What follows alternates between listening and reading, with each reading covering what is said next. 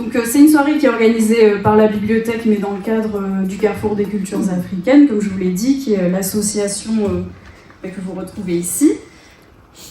Ça marque le lancement d'une belle programmation donc, cette année, avec un moment de partage, de célébration, ce soir d'abord avec cette veillée comptée. Avant toute chose, donc vous le verrez à la fin, il y aura également un pot de l'amitié, j'en ai pas parlé, c'est important. Donc voilà, l'idée c'est de célébrer, mais avant ça, j'aimerais adresser quelques remerciements. Donc tout d'abord à toute l'équipe du Carrefour des cultures africaines, bien sûr, qui a été à nos côtés pour l'organisation, je les remercie. Les bénévoles, bien sûr, puisqu'une association n'est rien sans ses bénévoles. Les missions africaines pour leur précieux soutien et notre partenaire, la Maison des Outre-mer, au travers notamment de Marie-Claude Pivert, je les remercie spécialement ce soir, et évidemment nos invités exceptionnels que nous allons retrouver lors de ces 2 journées, enfin 2 soirées plutôt d'ailleurs.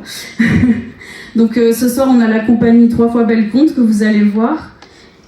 Et avant de vous parler un petit peu plus de cette compagnie, j'aimerais adresser 2 remerciements particuliers à 2 femmes sans qui ce projet n'aurait pas pu voir le jour. D'abord, Sonny Malporino, à l'origine de la mise en lumière d'Ina Césaire.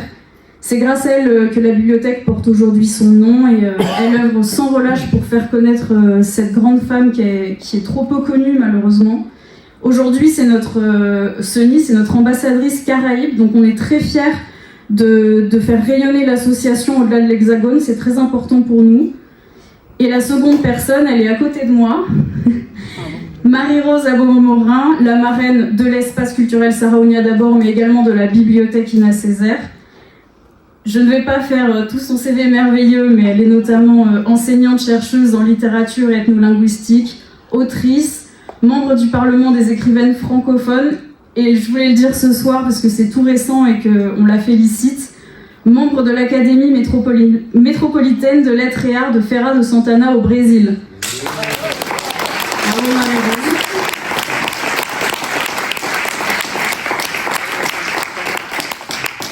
Et je la remercie tout particulièrement parce qu'elle m'a accompagnée tout au long de l'organisation de ce projet avec une générosité et une sagesse infinie.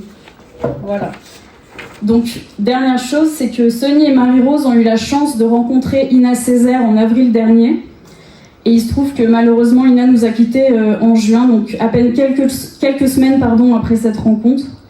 Donc avant d'entamer cette veillée vivante, qui n'est pas une veillée funéraire, je voudrais quand même laisser la parole à Marie-Rose pour rendre hommage à Ina et partager avec vous ce moment de rencontre à la manière des conteurs, comme ça vous mettra directement dans l'ambiance de la soirée. Voilà, merci.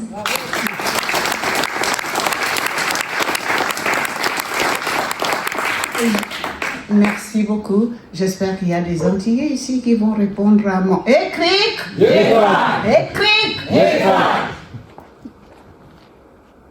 Est-ce que la cour dort déjà? Non, elle ne dort pas. Merci.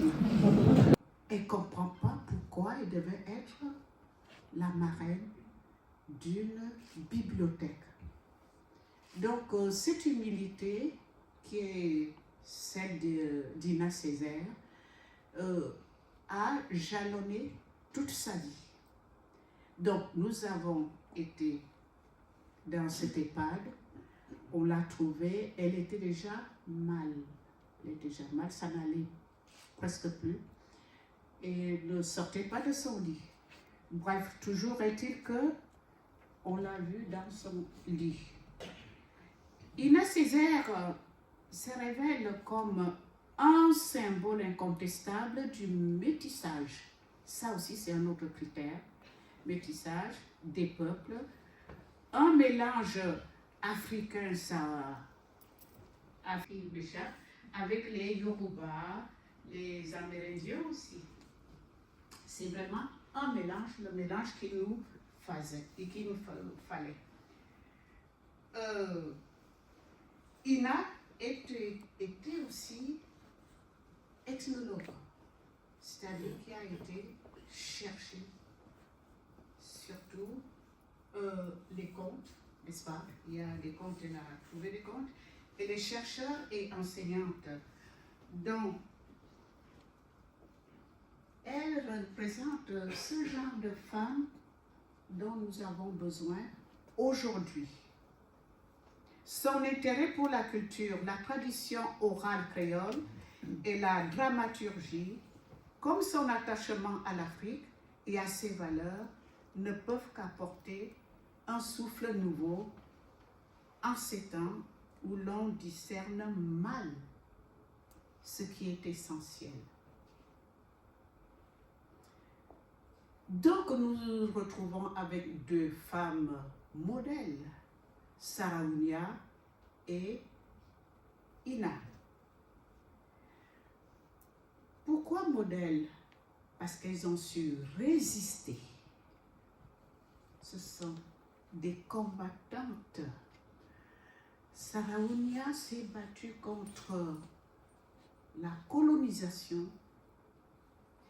et Ina s'est battue pour que les femmes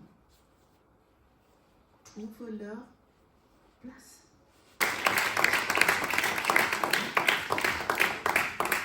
Merci Marie-Rose, merci beaucoup pour ces mots. Donc il est maintenant presque temps d'accueillir la compagnie 3 fois Belle Conte. Juste avant ça, j'aimerais les remercier chaleureusement également parce qu'en plus, vous le verrez, d'être d'excellents conteurs. Ils nous font l'honneur ce soir de nous présenter un spectacle qui est inédit, conçu spécialement du coup pour le Carrefour des cultures africaines, à partir de textes que nous avons sélectionnés à la bibliothèque. Donc évidemment des textes d'Ina Césaire. Ça vient du recueil Contes de mort et de vie aux Antilles, qui sont du coup des contes qui ont été recueillis et non pas écrits par Ina Césaire et Joël Laurent dans le cadre de leurs travaux de recherche en ethnologie, donc dans les années 70 à peu près. J'aimerais dire qu'en rendant ces textes accessibles, des textes qui sont issus de veillées funéraires de Martinique et de Guadeloupe, Ina a permis quand même de sauvegarder une mémoire populaire qui est essentielle. Ce sont des contes qui sont hérités évidemment de la tradition africaine et vous le verrez, sont bien plus que des histoires à dormir debout. Ils reflètent vraiment une société qui a été marquée par les violences de l'esclavage puis du colonialisme, tout en célébrant la vie, la musique, l'humour, la peur, encore l'amour. Ils sont très riches et surtout, ce qui est très important de dire ce soir, c'est qu'ils nous relient ces contes à notre mémoire collective. Aladja, Abraj, Guadjembel, Atom Black, Kaleros, Kaoulé, Kamende, Kaladja. Est-ce que la cour dort? Non, la cour ne dort pas. Est-ce que la cour dort? Non, la cour ne dort pas. Si la cour dort, réveillez-vous dans le sommeil pour écouter ces histoires. Ces histoires qui sont arrivées à vous, ces histoires qui sont arrivées à d'autres. Ces histoires qui sont arrivées aux gens qui étaient ici et qui n'y étaient pas en même temps. Ces histoires qui sont arrivées aux gens qui sont ici et qui n'y sont pas en même temps. Oui! Yeah, Mr. Oui. Est-ce que la cour dort? Non, la cour ne dort pas. Kagraj, Kagwadjembel, Katumblak, Kaleros, Kaoulé, Kamende, Kaladja. Moi contre Ina, Adam, on belle veillée à la parole. Moi contre Ina, on s'y bon aussi c'est pour écouter l'histoire. Moi contre Ina, Adam, on belle veillée à la parole. Moi contre Ina, on s'y bon pour venir garder l'histoire. Moi contre Ina, Adam, belle veillée à la parole. Moi contre Ina, 4h matin, 5h matin, parole, travail. Moi contre Ina, Adam, belle veillée à la parole. Moi contre Ina, petit bon, si c'est pour écouter l'histoire. Moi contre Ina, Adam, belle veillée à la parole. Moi contre Ina, petit bon, pour écouter l'histoire. Moi contre Ina, Adam, belle veillée à la parole. Moi contre Ina.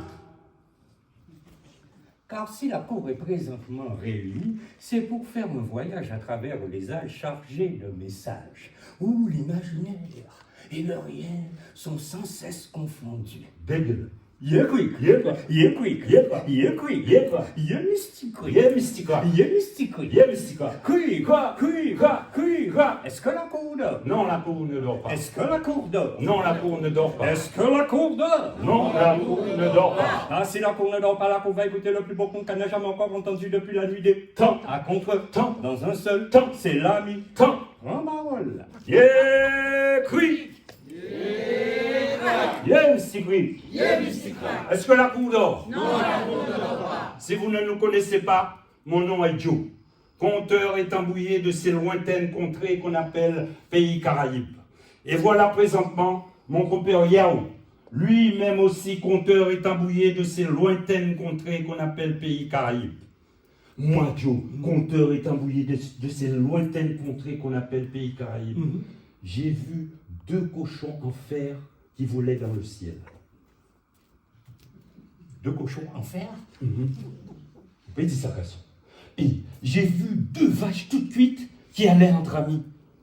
Au manicou, il ne faut pas tordre le cou, car s'il a une longue queue, des dents pointues et des yeux rouges pour voir dans le noir, c'est que pour cela il y a une histoire. Deg. Oui, Quoi? Yemistikwi. Yemistikra. Est-ce que la cour dort? Non, la cour ne dort pas. Mhm. Yekrik, yekrak, yemistikra, cric-crac. Est-ce que la cour dort? Non, la cour ne dort pas. Si la cour ne dort pas, la cour va écouter le plus beau conte qu'elle n'a jamais encore entendu depuis la nuit des temps à contre-temps, dans un seul temps, c'est la mi-temps. Ce ne sont pas des paroles dites en l'air comme ça. Deg. Ce sont des paroles qui ont un sens, mesdames et messieurs de la cour. Lorsqu'on vous dit Yekrik, on vous demande est-ce que vous êtes prêts à nous prêter vos yeux pour voir l'histoire? Et vous répondez Yekrak, ça veut dire que vous êtes prêts à nous prêter vos yeux pour voir l'histoire.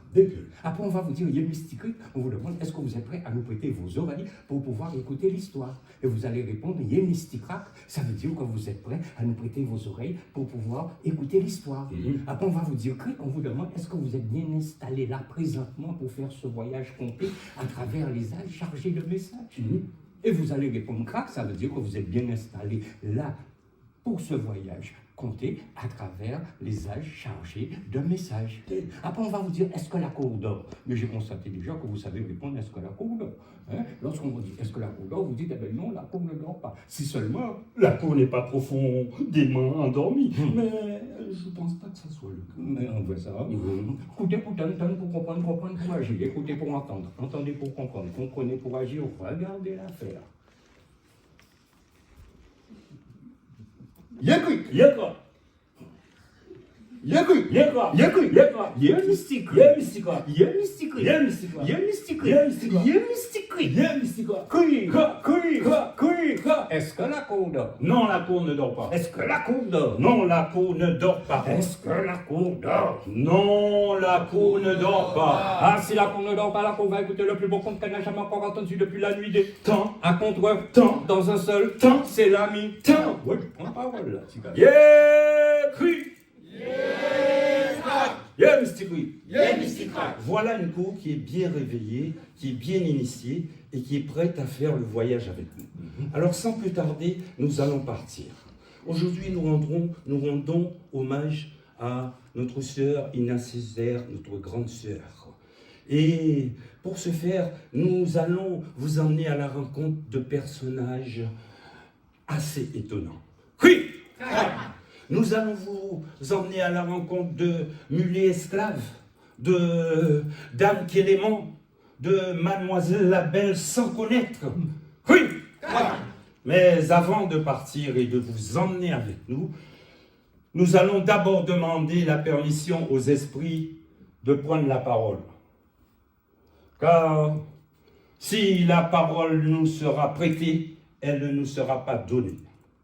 Aussi, solennellement, nous allons allumer un grand feu, de façon à ce que les esprits nous permettent de vous raconter ces histoires aujourd'hui, ici et maintenant. Bonne compte. 3 fois belle compte. Compte à compter. Toute parole est bonne à dire.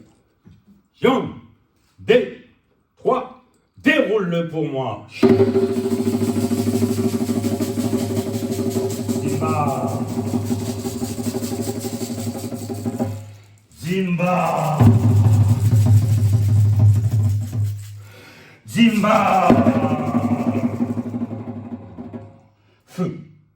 feu que les hommes regardent.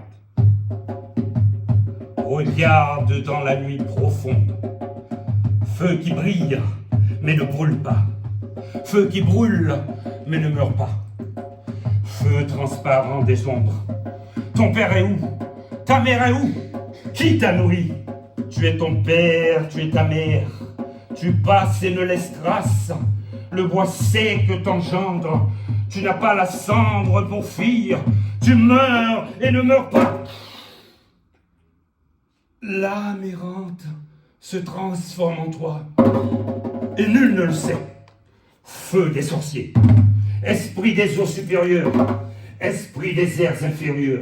Fulgore qui brille, luciole qui illumine le marais, oiseau sans ailes, chose sans corps, esprit de la force du feu, écoute ma voix. Un homme sans peur t'évoque.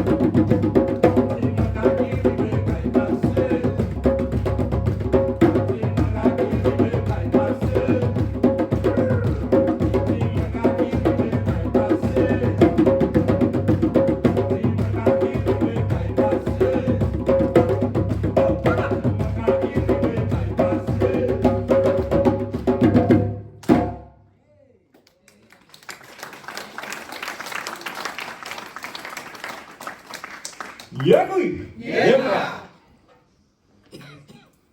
Yegui! Yegua! Yemisiquit! Yemisiquit! Qui! Qui! Qui! Est-ce que la cour dort? Non, la cour ne dort pas. Ah, si la cour ne dort pas, la cour va écouter le plus beau conte qu'elle n'a jamais encore entendu depuis la nuit des temps. À contre, dans un seul, c'est l'ami. À cette époque, messieurs et dames de la cour, il se trouvait qu'une jeune fille s'était mariée avec un mulet qui s'appelait Dimba. Les gens du temps passé étaient si stupides qu'ils se mariaient avec n'importe qui. Mais lui, Dimba, le mulet, il travaillait énormément. Alors un jour, il demanda à son maître la permission de prendre une journée pour qu'il puisse aller se marier.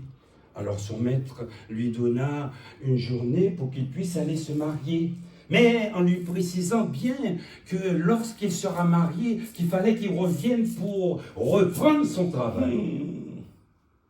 Dimba le mulet transportait beaucoup de choses pour son maître. Il transportait tant de canne à sucre que son dos en était tout écorché. Alors Dimba le mulet sentit qu'il était incapable de retourner au travail, que ce travail lui était vraiment très pénible. Alors, il alla se marier. Une fois marié, il songea que ce travail était trop dur et qu'il n'y retournerait pas. Son maître ne fit ni une ni deux. Il envoya un ours le chercher. L'ours monta tout en haut de moi. Et l'ours se mit à appeler, à appeler, à appeler, à appeler, à appeler. Timbae, Timbae, criez Timba, criez Timba, criez Timbae. Timbae, Timbae, criez Timba, criez Timba, criez Timbae. Timba, hey, mon maître t'appelle Timba. Hey, Timbae, Timbae, Timbae.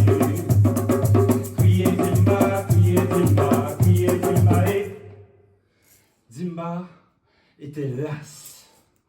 Et alors, il secoua ses oreilles et du bas du monde, il répondit bla, bla, bla, bla, bla.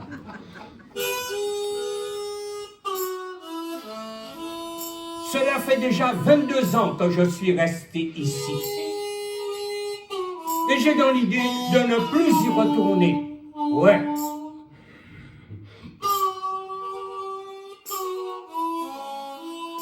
Ma sangle est brisée.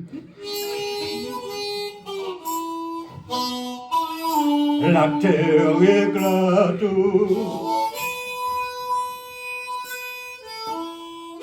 La pluie tombe drue. Et ma bride est cassée. Je ne veux plus venir aujourd'hui. Lorsque l'ours qui était en haut du monde constata que Zimba le mulet refusait de venir et qu'il ne reviendrait vraiment plus, l'ours se remit à appeler Zimba encore, encore et encore.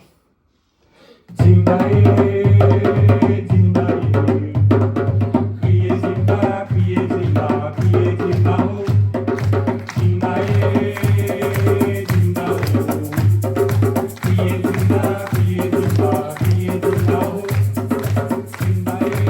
Mon maître t'appelle tonnerre, Zimba, hey, Zimba, mon maître t'appelle Zimba, hey, Zimbae.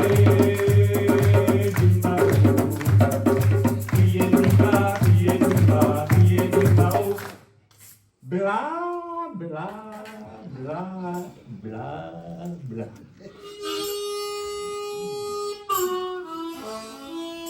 Ma sangle cassée. La terre éclate.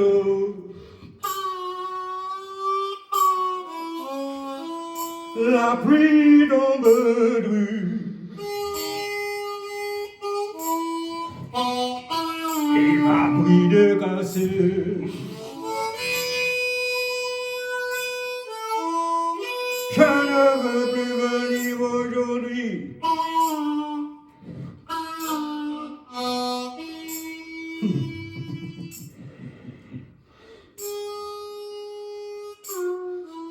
C'était au temps de l'esclavage, mesdames et messieurs de la cour.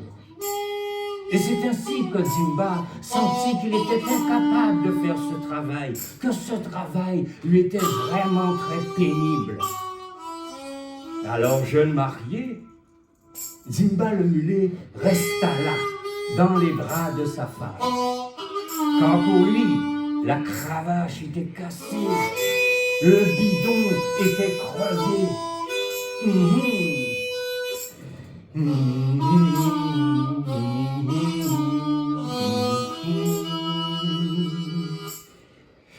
Bla, bla, bla, bla, bla.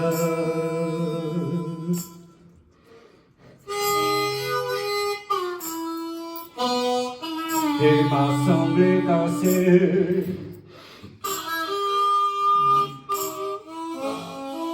La terre est pleuve.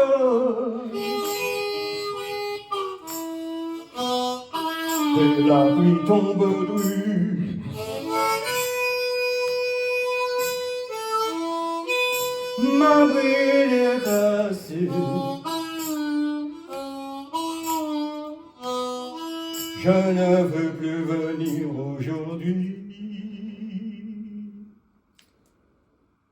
Y'a cru, y'a pas, y'a mystique, y'a mystique. Cru, quoi, cru, quoi, cru, quoi. Est-ce que la cour d'or? Non, la cour d'or.